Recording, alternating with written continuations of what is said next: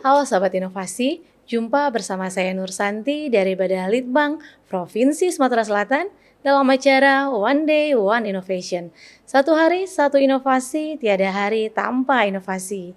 Sahabat Inovasi, saat ini inovasi menjadi sebuah keharusan. Dunia terus berubah, maka kita harus adaptif dan inovatif. Untuk menginspirasi, kami hadir bersama inovator hebat dengan inovasi-inovasinya dalam acara One Day One Innovation. Nah, sahabat inovasi dimanapun Anda berada nih, saat ini podcast One Day One Innovation sedang berada di luar studio nih. Tepatnya saat ini berada di Library SMA Negeri Sumsel. Nah, saat ini telah hadir bersama kita nih seorang siswa inovatif yang bernama Muhammad Alfarel. Saat ini judul dari inovasinya adalah gambaran perceived social support di sekolah berasrama dengan host system dan pengaruh terhadap homesickness di SMA Negeri Sumsel nih. Tepatnya seperti apa nih inovasinya? Langsung saja kita sapa dulu ya narasumbernya. Halo, apa kabar nih Muhammad Alfarel? Halo Ibu, selamat pagi. Selamat pagi. Alhamdulillah kabarnya baik. Alhamdulillah kabar baik ya. Ini aku sapanya Muhammad apa Alfarel nih? Alfarel boleh, Al juga boleh. Al, oke nih kita panggil Al Biar aja keren. nih ya, buat inovasi ya. Oke nih Al, dari judul tadi ini apa sih sebenarnya yang melatar belakangi Al sehingga terpikirnya untuk mengadakan suatu inovasi mengenai sistem dan pengaruh terhadap homesickness di SMA Negeri Sumsel nih, silakan. Iya, jadi latar belakang dari SMA Negeri Sumatera Selatan sendiri itu kan kami ada sekolah berasrama yang dimana selama 3 tahun siswa-siswinya itu diharuskan dan wajib untuk tinggal di asrama. Dan kami berasal dari latar belakang keluarga yang berbeda, berasal dari keluarga prasejahtera yang dimana pastinya memiliki latar belakang yang berbeda tadi, begitu juga dengan masalah-masalahnya. Pasti ada yang mungkin baru pertama kali tinggal jauh dari orang tua, ada juga yang mungkin masih manja gitu karena masih anak-anak gitu. Dan juga ada juga anak-anak kelas 10 terutama yang baru aja masuk, pasti mereka masih butuh waktu buat beradaptasi nih. Dan uniknya di SMA Negeri Sumatera Selatan itu sendiri, kami mempunyai sistem kekeluargaan yang disebut house system. Yang dimana house system ini itu akan membantu dan menjadi keluarga kita selama kita bersekolah di SMA Negeri Sumatera Selatan sampai kita nanti lulus. Jadi keluarga ini tuh disimbolkan dengan 9 warna dan juga 9 hewan yang dimana terdiri dari 9 house tadi, dan salah satunya adalah shark house, adalah house saya sendiri. Jadi di sini sistem kekeluargaan yang unik itu membuat saya dan rekan saya kemarin sekarang udah alumni kebetulan.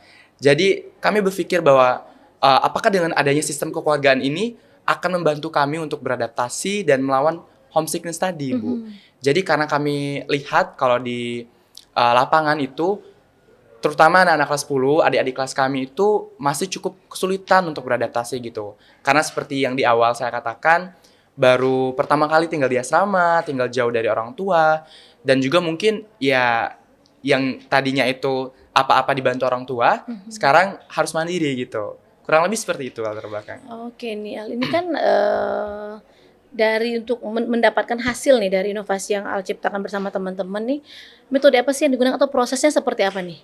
Oke, terkait metode, kami itu penelitian sosial, ilmu sosial dan humaniora. Jadi kami tidak melakukan uji atau riset di lapangan seperti eksperimental di lab gitu, Ibu. Jadi apa yang kami lakukan, kami ada sistem kuesioner, ada pertanyaan gitu yang kami ujikan dengan responden kami. Kami mengujikannya melalui G-Form karena kebetulan waktu kami meriset penelitian ini itu lagi di masa kemarin itu libur sekolah, lagi di libur semester gitu. Jadi kami tidak bisa langsung satu-satu gitu mewawancarainya. Jadi kami alihkan ke dalam bentuk G-Form. Sekarang kan dunia serba canggih ya, Ibu. Betul. Sudah ada yang namanya teknologi yang memudahkan kita gitu untuk mengumpulkan data-data dan informasi yang kita butuhkan tadi. Jadi kami alihkan pertanyaannya dalam bentuk G-Form, Google Formulir, yang nantinya akan kami sampling secara random sampling gitu. Jadi secara acak. Jadi tiap house, tiap sistem kekeluargaan itu harus ada orang-orang yang merepresentasikannya. Jadi kami tahu nih, apakah di house tertentu ada sistem kekeluargaan yang kurang. Oke. Atau di house tertentu ada sistem kekeluargaan yang sangat erat gitu. Karena kita tiap house itu punya keunikannya masing-masing, Ibu.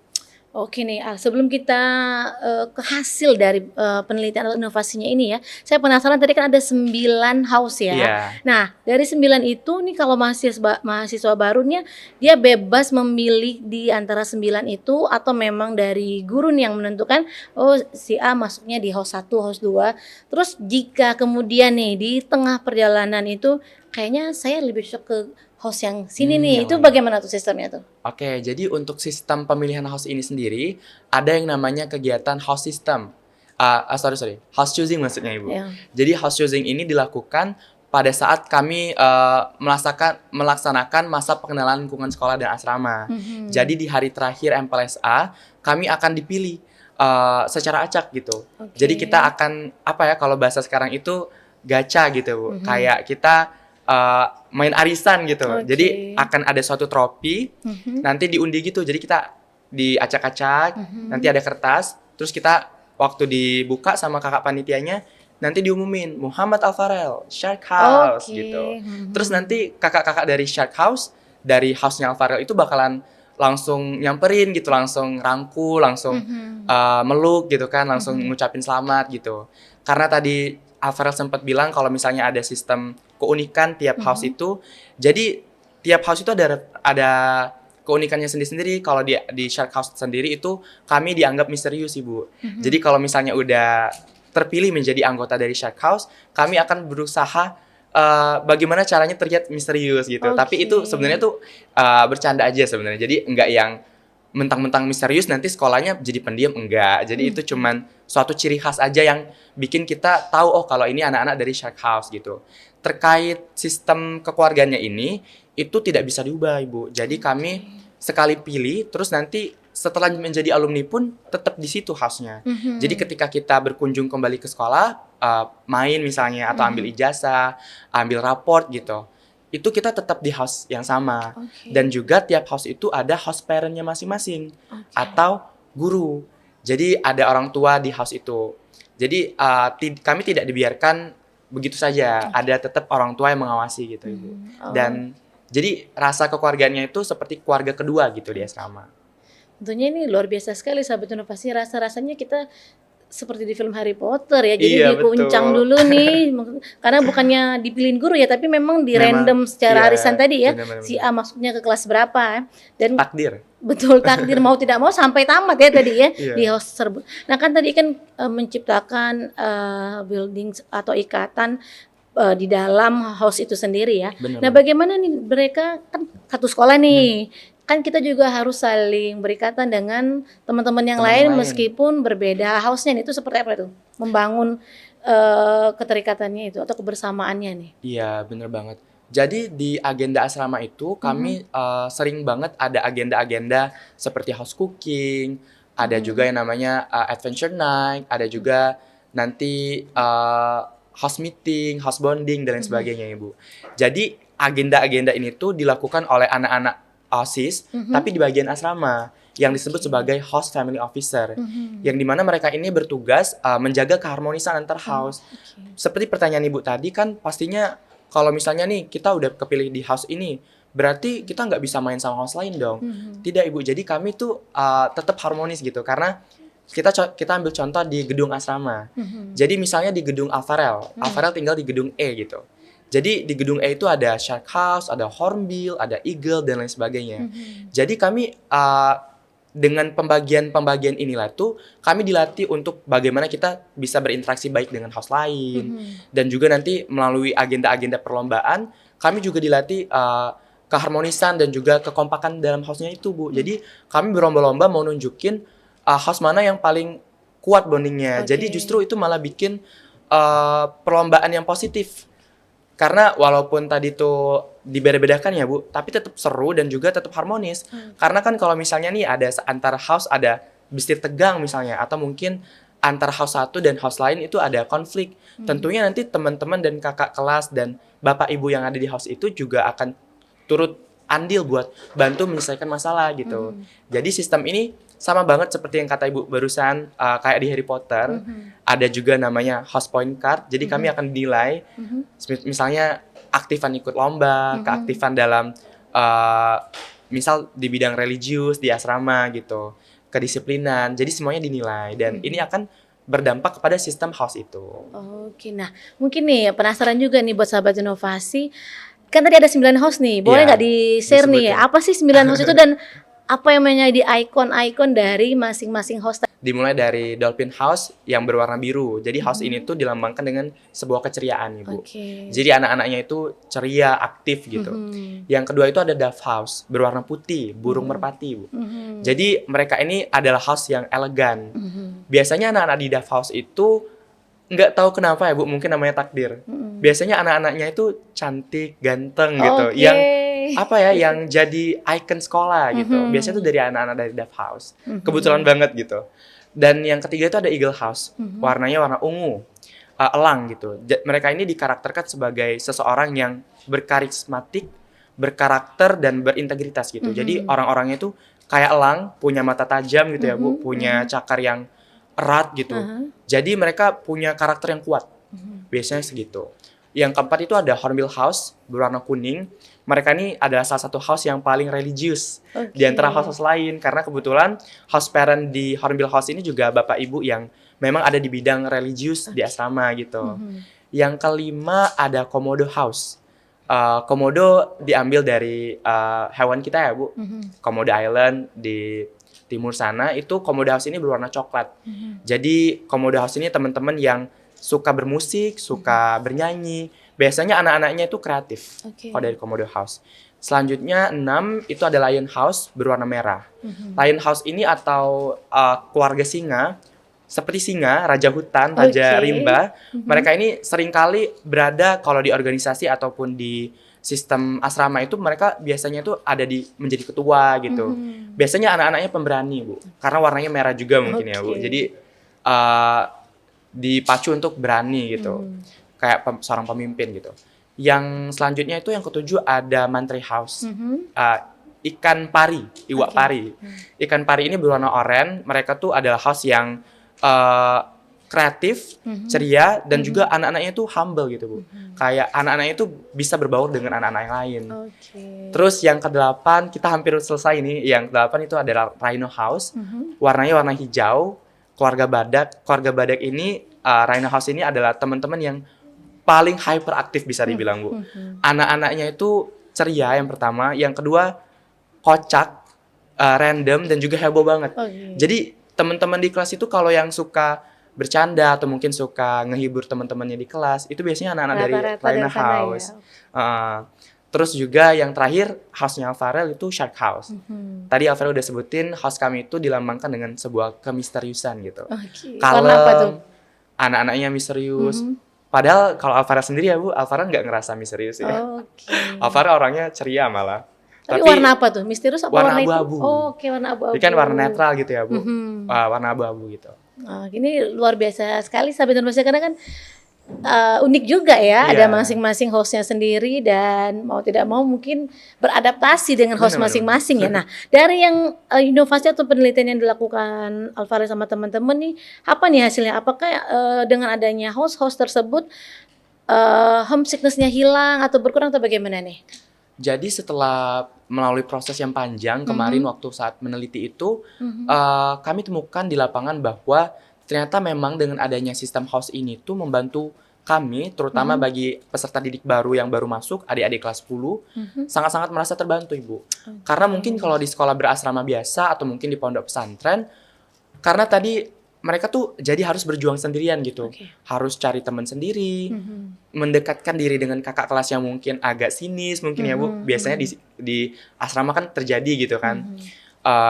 Yang seperti itulah. Jadi kalau di sini yang bikin bedanya itu dengan adanya house system ini sendiri, jadi kakak-kakaknya yang ada di house-nya masing-masing itu akan bantu buat nyaman, bikin lingkungannya nyaman gitu. Dirangkul ya. Dirangkul dan juga adik-adiknya diayomi dan dibantu buat beradaptasi. Jadi mereka tidak lagi kebingungan gitu. Dan tapi juga sebagian kecil dari hasil penelitian kami ternyata menunjukkan bahwa tidak terlalu berdampak, Bu. Jadi mereka tuh memang dari kepribadiannya sendiri yang memang orangnya mungkin pendiam dan juga Mhm. orangnya mungkin kurang bersosialisasi dengan orang lain gitu. Jadi Mhm. baik ada atau tidak pun host system ini mereka tetap bisa survive, mereka tetap bisa bertahan di asrama. Jadi Oke. memang orang-orang yang mungkin karena latar hidup atau latar belakang hidupnya itu memang sudah kuat atau Mhm. mungkin kepribadiannya sendiri itu memang karakternya kuat. Jadi memang orangnya mandiri biasanya. Oke, jadi benar-benar luar biasa nih sahabat inovasi. Nah ini, hambatannya apa nih dalam, inovasi ini? Ada hambatan tidak dalam pembagian observasi atau kuesionernya? Tentunya kalau dalam penelitian itu pastinya ada hambatan ya, Bu. Mhm. Seperti teman-teman yang meneliti di bidang sains, di bidang IPA gitu. Mhm. Mereka pasti punya hambatan di bidang laboratorium waktu mereka eksperimen. Mhm. Nah, kalau di ilmu sosial sendiri kami juga punya hambatan.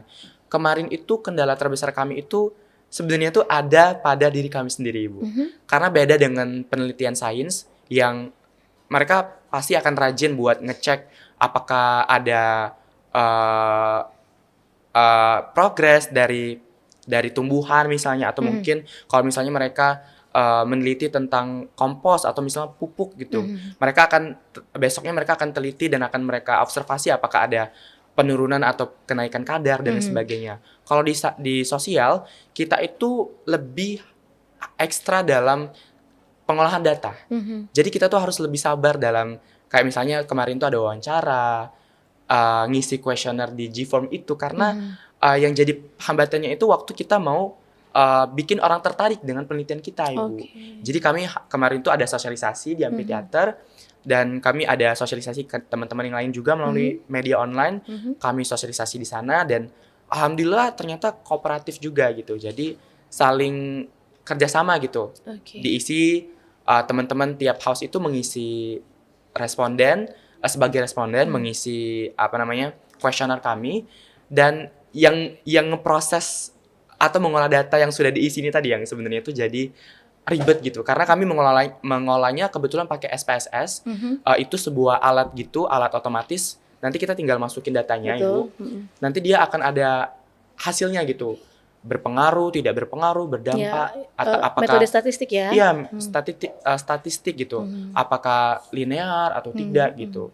Tapi memang karena baru belajarnya di sini di SMA ini jadi cukup hektik karena kan baru megang yang namanya komputer gitu-gitu Mhm. kan, Bu. Jadi di situ sih kendala dan Hambatannya ya. hambatannya. Oke nih. Nah kalau harapannya nih ke depannya seperti apa nih harapannya? Mungkin ini lebih ke harapan untuk teman-teman atau sobat inovasi di luar ya, Bu. Mhm. Kalau menurut Alvarel, penelitian itu tidak bisa dilakukan 1 hari 2 hari. Mhm. Penelitian itu tidak bisa ala kadabra gitu. 1 2 3 jadi nggak bisa. Jadi memang kita tuh harus punya komitmen, harus punya kedisiplinan dan juga harus punya rasa ingin tahu yang tinggi gitu. Jadi waktu kita dapet nih, oh ternyata ada hubungan, itu malah bikin kita makin terpacu karena tadi semangat gitu. Mhm. Aduh ini udah mau berakhir nih, udah mau selesai. Mirip banget dengan hipotesis diriku gitu. Mhm. Jadi nanti itulah yang bikin kita semangat gitu. Jadi buat teman-teman di rumah atau mungkin teman-teman yang lagi nonton semangat karena meneliti itu seru. Oke nih sahabat inovasi ingat nih, semangat nih kata Alia. Nah oke nih Al mungkin ada ucapan terima kasih nih kepada pihak-pihak yang sudah mensupport dalam inovasi ini silakan. Oke, terima kasih Bu. Jadi yang pertama Alvarel ingin mengucapkan banyak sekali rasa terima kasih kepada Bapak BJ Gubernur Provinsi Sumatera Selatan dan juga kepada Dinas Pendidikan, kepada Kepala Sekolah SMA Negeri Sumatera Selatan Bapak Iswan Jatikusuma SPD MSI, kepada pembina saya, pembimbing saya, dan juga kepada teman-teman yang udah support, bantu isi kuesioner dan juga bantu doa kemarin untuk berjalannya penelitian ini. Oke, ini kita juga terima kasih nih kepada Al nih sudah sharing inovasinya. Kita tunggu Sama-sama nih Ibu. inovasi-inovasi yang berikutnya ya Siap. untuk kita sharing kembali bersama sahabat inovasi nih. Nah, sahabat inovasi tentunya nih belajar dari Al juga nih bahwa suatu inovasi itu harus tekun ya. Betul, betul. Tekun dan sabar untuk Ulet. menciptakan suatu hasil yang tentunya bisa bermanfaat bagi kita semua nih. Dan ingat nih sahabat inovasi, dalam berinovasi kita memiliki jurus 4S. Setiap orang adalah inovator, setiap masalah peluang inovasi, setiap solusi harus sinergi dan setiap inovasi harus konkret hasilnya. Salam inovasi.